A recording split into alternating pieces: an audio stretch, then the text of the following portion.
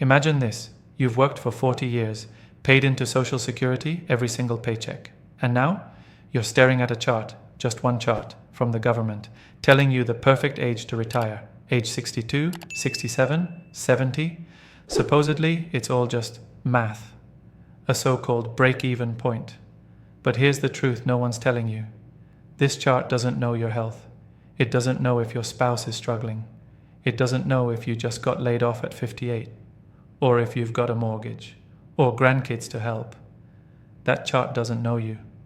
And that's where most people get it dangerously wrong. You see, millions of Americans are making irreversible Social Security decisions based on something that looks like logic, but actually ignores everything that makes life human. The government taught us to trust the math, not the nuance. And because of that, more people lock in the wrong payout at age 62 than any other age. But let me ask you this. Would you make a lifelong decision based on a calculator that doesn't even ask if you're still working, or whether your spouse needs coverage, or if you're expected to live to 85 or 65? In this video, we're going to go far beyond the break-even chart. We'll show you the hidden traps inside that official advice, and more importantly, how to make a choice that fits your life, not someone else's spreadsheet. You'll hear real stories from people who made smart and not so smart filing decisions. And by the end, you'll be armed with the one thing the government doesn't include in their formulas: context, real life, and power over your financial future. Stay with me, because what you'll discover might just save you tens of thousands of dollars, or protect your loved ones when they need it most. Let's talk about the math. The Social Security Administration and many financial blogs love to show what's called a break-even chart. It's a simple idea. If you take your benefits early, you get smaller checks but more of them. If you delay, you get bigger checks but fewer of them. Eventually, there's a point where both paths equal out in total dollars received. That's your break-even age. For example, take it at 62, and you might break even with someone who waited until 70, somewhere around age 78 or 79. So the logic seems clear. If you live a long life, waiting pays off. If you die early, taking it sooner wins. Simple, right? That's what they want you to believe. But let's take a breath, because life isn't just math. That chart makes several huge assumptions that almost never reflect reality. First, it assumes your life is stable. But most people are making this decision in the middle of chaos. Laid off at 59. A spouse gets diagnosed with cancer. The cost of living explodes. You're not a spreadsheet. Second, it ignores risk, especially longevity risk. Living too long is actually a bigger financial threat than dying early. That's something the chart doesn't calculate. Third, it doesn't account for other income streams, like pensions, part-time jobs, rental income, or even your spouse's Social Security timing. It looks at your benefit in isolation, as if you live in a vacuum. But in the real world, Social Security decisions don't happen in a vacuum. They happen in families, in marriages, in the shadow of medical bills. In real life, timing is power. And the chart doesn't reflect that. Let me ask you something. If you were buying insurance for your home, would you only look at how many years you're likely to go without a fire? Of course not. You'd think about what happens if the fire actually comes. That's what Social Security is. It's not just an income stream. It's insurance against outliving your money. The break-even chart treats longevity like a bet. But in real financial planning, it's not a bet. It's a risk to be managed. That's why many advisors say, don't just ask, when will I break even? Ask, what happens if I live to 90 and inflation destroys my savings? Remember, Social Security is one of the only income sources in retirement that is guaranteed, inflation adjusted, and lifetime lasting. Compare that to your 401k, which can lose value, or your job, which may not be there in your 60s. If you draw Social Security early, you may end up with 70% of your full benefit for the rest of your life. Wait until 70, and you get 124%, a 77% swing in monthly income. That swing can be the difference between living independently or relying on your kids in your 80s. And here's the worst part. Once you file for Social Security, it's almost irreversible. You have very few options to change course. So the break-even math might feel empowering, but it can also trap you into a decision that ignores what you'll actually need 10, 15, 25 years from now. The question isn't, how fast can I get my money? It's, how do I stay financially safe in my later years, no matter what happens? And that's a decision a chart can't make for you. Now that we've broken down the numbers, let's leave the charts behind and talk about real people. Because behind every Social Security decision is a life story, a context, a moment of truth. Let me introduce you to 3 of them. First, meet Carla. Carla was a nurse for over 30 years. She loved her job, not just for the paycheck, but because caring for others gave her purpose. But at 61, her hands started shaking. The tremors were subtle at first, then impossible to ignore. Parkinson's. She tried to keep working, switched to lighter duties, but eventually she had to let go. Her savings? Not great. She'd gone through a divorce, helped one of her sons through addiction recovery, and still had mortgage payments. So when she turned 62, she didn't consult a financial planner. She didn't have time for that. She filed for Social Security the day she was eligible. The checks weren't huge, but they arrived every month. And when you're waking up in pain, unsure how long you'll stay independent, that consistency means everything. If you showed Carla the break-even chart, she'd smile and say, "That's nice, but charts don't pay the heating bill." Then there's Miguel, a mechanic for most of his life, hardworking, always tired. At 63, Miguel was eligible to file. He'd seen his co-workers grab their benefits early. "No one in my family makes it past 75, he'd joke.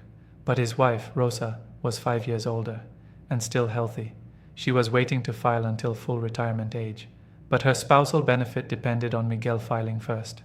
That's where it got tricky. If Miguel waited until 70 to get his max benefit, Rosa couldn't collect anything until then. But after she hit full retirement age, her spousal benefit wouldn't grow anymore. Miguel realized something. By delaying his claim, he wasn't just maximizing his check, he was unintentionally blocking hers. So instead of chasing the biggest number possible, Miguel filed at 66, balancing his needs with Rosa's. Today, they both receive benefits. Not the maximum, but enough to live with dignity. Miguel's takeaway? Social Security isn't a game you win alone. It's about what makes sense for your household. And finally, we have Derek. Derek worked in tech. Smart guy, analytical, had spreadsheets for everything. When he turned 62, he didn't even consider filing. He was still consulting part-time, pulling in 6 figures. But more than that, he understood something most people overlook. Taking Social Security early while still working could cost him thousands in withheld benefits. In 2025, for every $2 he earned over $23,400, he'd have to give $1 back to the government. So Derek waited. Each year, his monthly benefit grew by roughly 7%. And once he passed full retirement age, that jumped to 8%. He waited until he turned 70. That wasn't just about maximizing income, it was about control. Derek had a pension, rental income, and an IRA. None of those were inflation protected. But Social Security, it adjusts every year. So he used his other assets first, knowing his biggest inflation-proof income stream was still ahead. His logic? Why draw from the thing that grows the longer you leave it alone? Derek didn't need the money early, so he used time as leverage. And when a medical emergency hit at age 71, he had a rock-solid monthly check, adjusted for inflation, ready to support him. 3 stories. Carla, who needed help right now. Miguel, who had to consider his spouse. Derek, who used delay as a strategy. None of them followed the break-even chart. None of them made their decision based on a calculator alone. They looked at their own lives, their health, their income, their families, and they made the choice that fit. That's the real truth behind Social Security. There is no single best time to file, only the best time for you. Let's step back and connect the dots. The stories we just explored, Carla, Miguel, and Derek, aren't rare exceptions. They're reflections of what Social Security decisions really look like in the real world. But here's the hard truth. Most people never slow down long enough to ask the deeper questions. They're told, look at the break-even age. Pick your path. Done. But that way of thinking turns your retirement, your future, into a simple math race. Let's fix that. Because when you actually look under the hood of Social Security, you find something most people miss. It's not just income, it's protection. Let's start with longevity risk. That's the financial term for what if I live a lot longer than expected? And it's a big deal. Retire at 65, live to 85. You need to cover 20 years of expenses at minimum. But if you live to 92 or 95, that's 30 years of rising costs, medical surprises, inflation, and possibly reduced independence. The longer you live, the more vulnerable you are to running out of money, especially if you burn through your savings early. That's where Social Security plays a powerful role. Unlike your 401k, your stocks, or even rental income. Social Security is guaranteed for life, and it adjusts for inflation every single year. That makes it one of the only income streams that actually gets more valuable the longer you wait. Let's say you file at 62. You lock in around 70% of your full retirement benefit permanently. But if you wait until 70, you earn about 124% of your full benefit every month for life. That's not just extra money, it's extra security when you may need it most. Think about what people spend the most on in later life: medications, assisted living home care. Nursing homes. Long-term care can cost $8,000 to $12,000 per month in many states. And home care, even basic services, can be $3,000 to $5,000 per month. What's worse, these costs go up every year. So if you've depleted your investments by 80 or 85, you may find yourself with no fallback unless you have a strong Social Security benefit. Now let's talk about survivor benefits. When one spouse passes away, the surviving partner may step into their Social Security amount, if it's higher. That means the larger your benefit, the more support your spouse may have after you're gone. But if you filed early and locked in a smaller amount, your spouse might inherit that smaller check. For some families, this leads to financial hardship at the worst possible time. That's why many couples make a strategic decision. One person, usually the higher earner, waits as long as possible to claim in order to maximize the survivor benefit. It's not selfish, it's protective. You're ensuring that someone you love has income strength, even in your absence. And that brings us to a core concept. Social Security isn't about dying at the right age. It's about not dying broke. You see, a lot of financial models assume average lifespans. But if you outlive the average, which many people do, you enter a stage of life where traditional savings strategies break down. Withdraw too much from your 401k in your 60s. You may have very little left in your 80s, but a delayed inflation-adjusted Social Security check that keeps coming every month, no matter what. Let's say you retire with $300,000 in savings and start spending $25,000 per year. You'll likely run out in your 70s or early 80s, especially with health costs climbing. But if you can cover your basic needs through Social Security, rent, groceries, utilities, that savings may last much longer. In that sense, Social Security becomes a lever, not just a payment. You can use it to reduce your drawdown rate. You can time it to preserve more of your investments. You can coordinate it with Medicare to handle surprise expenses. And here's something most people don't talk about. Once you file for Social Security, it's extremely hard to reverse that decision. There are only two rare exceptions. One involves withdrawing your application within 12 months and paying everything back. The other involves suspending your benefit once you reach full retirement age. But even then, you won't recover the lost value. So if you file early and regret it, there's often no undo button. That's why financial flexibility matters so much. If you have other income sources, pensions, part-time work, rental properties, you can afford to wait. But that waiting isn't just about delay. It's about giving yourself options. You can change your mind before filing. But once you've filed, the door mostly closes. And let's not forget, not all income sources are created equal. Most pensions aren't inflation adjusted. Neither is rental income. But Social Security? It's one of the few benefits that actually keeps pace with the cost of living. That makes it your best hedge against rising expenses in your 70s, 80s, and even 90s. So here's the bottom line. Don't just look at the age you can file. Look at the life you want to protect. Think beyond break-even math. Think in terms of resilience, longevity, and options. That's what Social Security is really for. So, what should you do? You've heard the stories. You've seen the risks. You understand now that Social Security isn't just a line on a chart. It's a personal decision, one of the biggest financial choices of your life. But here's the truth most people don't want to hear. There's no universal correct age to file. There's only what's right for you. That might mean filing at 62, because you genuinely need the income. That might mean delaying until 70, because you want to protect your future self or a spouse who will depend on your survivor benefits. The best decision isn't just about math.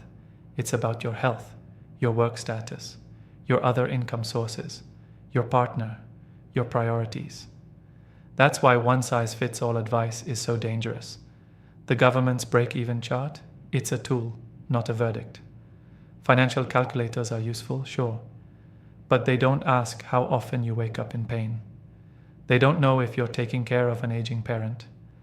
They don't care if your retirement dreams involve traveling the world or simply making it to the end of each month with peace of mind. So don't give your future away to an impersonal formula. Instead, ask these 3 questions. 1. Can I afford to wait? If you have enough income or savings to delay claiming, even by a year or 2, your future benefit could grow dramatically. 2. Who else is affected by my decision? Spouses, children, and even future caregivers may depend on your benefit someday. Think long term. 3. What does my future self need most? Money now or stability later?